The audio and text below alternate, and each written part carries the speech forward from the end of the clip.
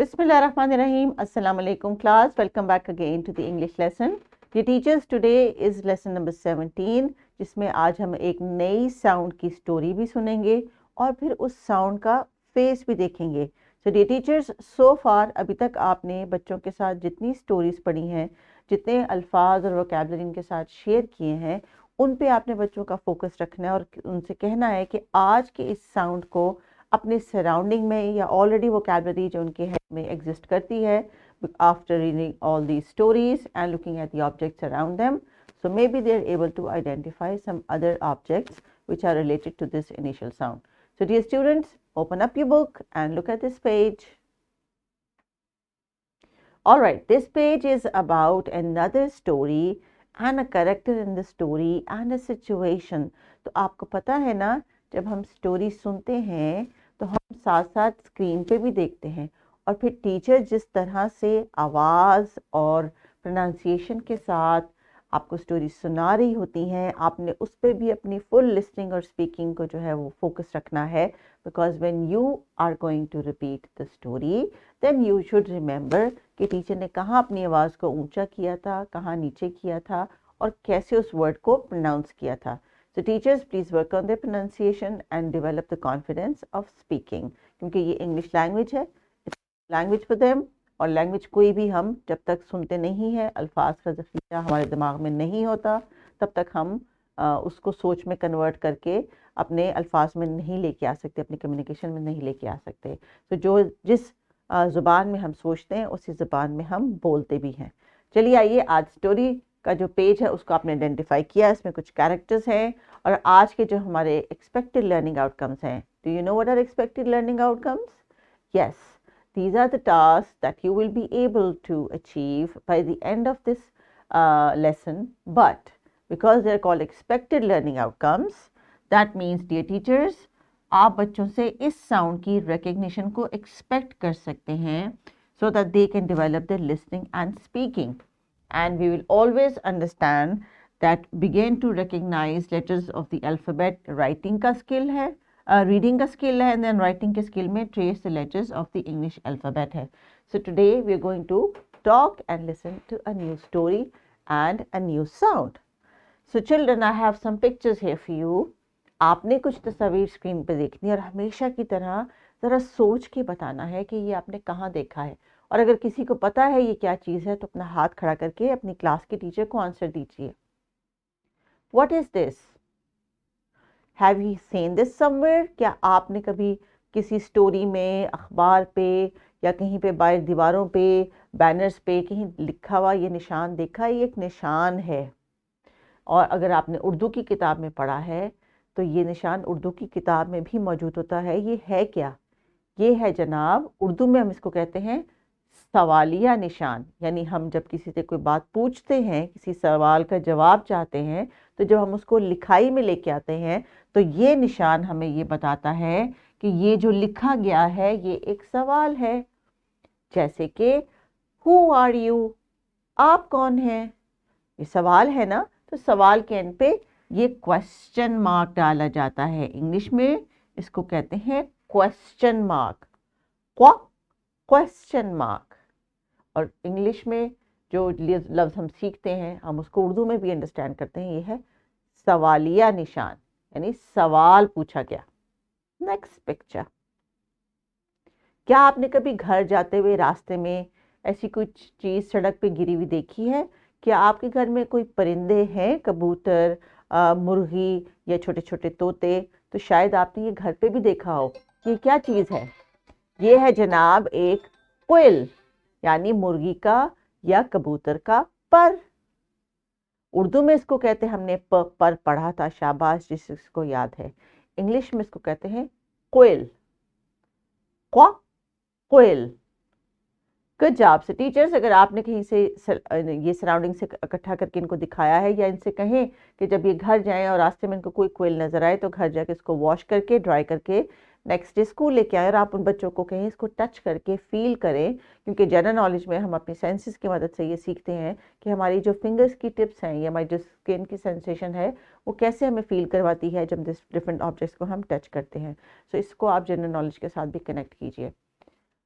What is the next picture about? आपको बच्चों क्या नजर आ रहा है? टीचर्स, बच्चों से आपने रैंडम रिस्पॉन्सेज लेने हैं, लेकिन उनको गाइड करना है उस रिस्पॉन्स पे जो आपको चाहिए इन दी एंड। ये स्क्रीन पे आपको नजर आ रहे हैं कुछ बच्चे जो एक लाइन बना के जा रहे हैं। एक बच्चा सबसे आगे है और एक बच्चा सबसे पीछे है, लेकिन ये देखिए बच्चों कि वो किसी को धक्का नहीं दे रहे और बड़े खुशी खुशी वो शायद कैंटीन जा रहे हैं, शायद मोबाइल प्लेग्राउंड में जा रहे हैं, या जो भी इंस्ट्रक्शन उनको टीचर ने दी है उसकी तरफ वो एक्टिविटी कर रहे हैं, लेकिन लाइन में तरीके से। तो क्या प्यारे बच्चों, आप लाइन में रहते हैं? Because you need to follow the line. लेकिन ये जो लाइन बना रहे हैं ये यहाँ पे क्यों है? क्योंकि इस लाइन बनाने के तरीके के लिए एक लफ्ज है, and that is Q. Q. Now let's see what is next. So teachers, अभी मेरे साथ बच्चे जल्दी से इस वोकैबुलरी को रिवाइज करेंगे with the starting sound. The first one is question mark. So children, you know, now will look at the face. अभी हम जब फेस देखेंगे तो हम इस आवाज को दोहराएंगे। क्या साउंड है ये क्वेश्चन मार्क के शुरू में? क्वा।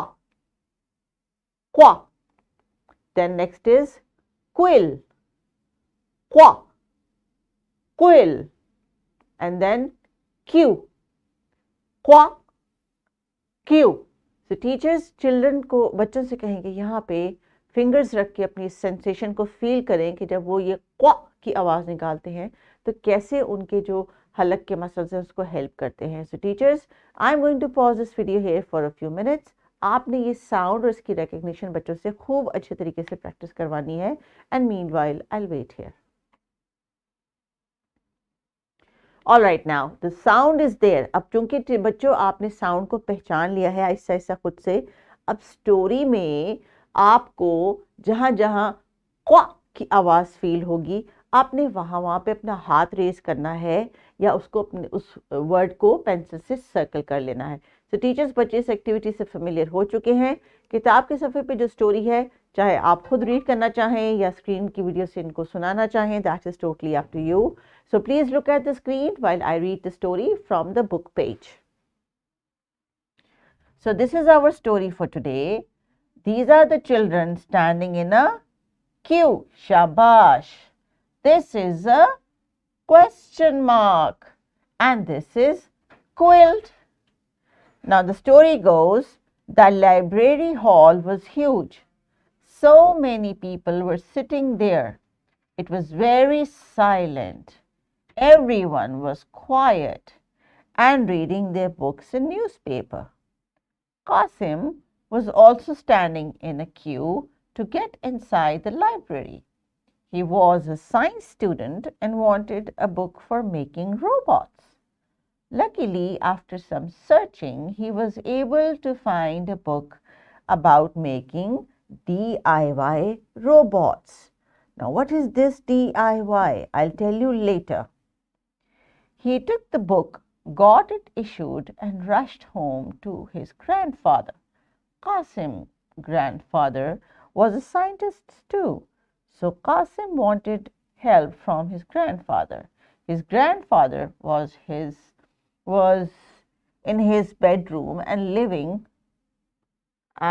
laying on the bed with his favorite quilt on. He had fever when Qasim entered the room. He asked so many questions from his grandfather about robots. His grandfather gave him a toolbox and some old electronic devices. His grandfather explained him and gave him an advice. My dear grandson Qasim, always remember, never quit. Life is hard and mean. You promise me that you will never give up and always keep trying. Qasim felt really proud of his grandfather's advice, and he opened the toolbox to make a robot of his own. So now the teachers, the story is about a boy Qasim जिसको robots बनाने का शौक था। और आपको पता है teachers, वक्त के साथ साथ हमारी लाइफ में रोज़ाना कहीं ना कहीं किसी नए रोबोट का इजाफा हो रहा है जो कि हमारे जो प्यारे बच्चे हैं अपनी आइडिया और क्रिएटिविटी से नए नए आइडिया सोचते हैं।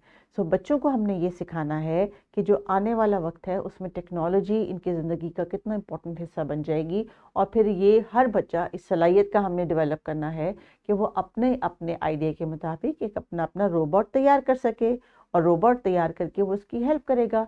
तो जनाब इस स्टोरी में एक टर्म इस्तेमाल हुई है DIY robots. Now what is DIY stands for? यानी इसका मतलब क्या है? Do it yourself.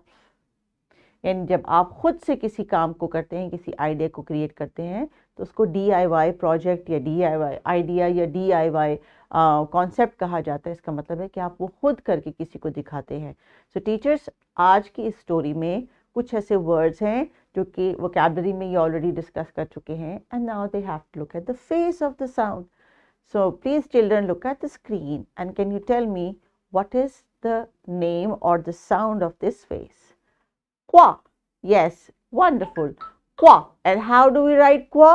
We go down, straight line, then we go up and then make a tummy upwards. ये प का opposite है. So teachers, when children are learning sounds and they are practicing writing, तो sometimes जो sounds इनको देखने में एक जैसी लगती हैं, जैसे कि प और क्वा को अगर आप देखें तो they are totally opposite to each other. तो बच्चे ये मिस्टेक करेंगे, इसलिए आपने ऐसी confusing sounds को हमेशा कोशिश करने के तब तक प्रैक्टिस करें जब तक आपको ये यकीन ना हो जाए कि तमाम बच्चे दोनों साउंड्स में जो एक्चुअल डिफरेंस है उसको आइडेंटिफाई कर सकते हैं। So let's recall the vocabulary जो हमने स्टोरी में भी सुनी और जो आज के साउंड के फेस से स्टार्ट होती हैं। We have got here question mark. So teachers, there is a T missing here, आप इसको ऐड कर दीजिए। क्विल्ट, क्यू, क्यू का मतलब एक लाइन में कतार में खड़े होना। क्विल्ट वो कंबल जिसको हम लेके सोते हैं सर्दी में, और क्वेश्चन मार्क वो सवालिया निशान है जो हम राइटिंग में हर सवाल के आगे लिखते हैं ताकि देखते ही हमें पता चल जाए कि ये जो जुमला लिखा हुआ है ये कोई सवाल है और इसमें कुछ पूछा जा रहा है। So teachers, there are instructions for you. आपने फोनिक्स की डिफरेंट राइम्स बच्चों के साथ सिंग करनी है। लेसन में जो एक मैंने रिकमेंड किया है, it is about the sound qu. The ducks in the pond quack, qu qu qu, qu qu qu, qu qu क्वा। The ducks in the pond quack, quack, quack, quack, all around the pond. So teachers, जब भी बच्चों के साथ आप कोई visual या audio activity कर रहे हैं, you have to use your body. So every time you're going to sing this poem, you have to make the action of quack, quack, quack. या अगर आप कोई भी पोएम पढ़ें जैसे old McDonald's had a farm, उसमें भी ducks का जिक्र है, उसको भी आपने इस एक्शंस के साथ पोएम को जो है वो सिंग करना है बच्चों के साथ, so that they can understand and practice it with the action. The action helps them to remember the sound. So there is a group activity and the group activity is about making a queen with chart paper and then children can cut and paste it. So teacher, this is a suggested activity for group work. अगर आपके पास कोई और idea है तो वो आप कर सकते हैं. So when they go outside to the playground, what do you have to do children? You have to look around and see if there's something written, और उसमें आप क्वाक का क्वेश्चन मार्क का जो साइन है वो देख सकते हैं. जब आप कैंटीन या हैंड वॉश करने जाएं तो क्यू बनाएं और फिर वो रिपीट करें कि we are making a queue, we are standing in a queue. And then when you find something like a quill, share it. When you go home and you take your blanket on it, तो blanket का जो दूसरा लफ्ज़ है वो जो हम रज़ाई के लिए कहते हैं उसको इंग्लिश में कहते हैं quilt. So dear children, आज बच्चों की सारी जो vocabulary है वो क्वाक की साउंड से है. Make sure before the next lesson you show them the flashcard multiple times और आप उनके साथ इस vocabulary को बार बार रिवाइज करें. होम प्रैक्टिस के लिए एक छोटी सी वर्कशीट दी गई है नीचे डिस्क्रिप्शन बॉक्स में, जिसमें इनिशियल राइटिंग की प्रैक्टिस के लिए कुछ डॉटेड वर्कशीट अवेलेबल है. Thank you very much for listening. In the next lesson we are going to practise writing the face of the sound qu. Take care. Allah.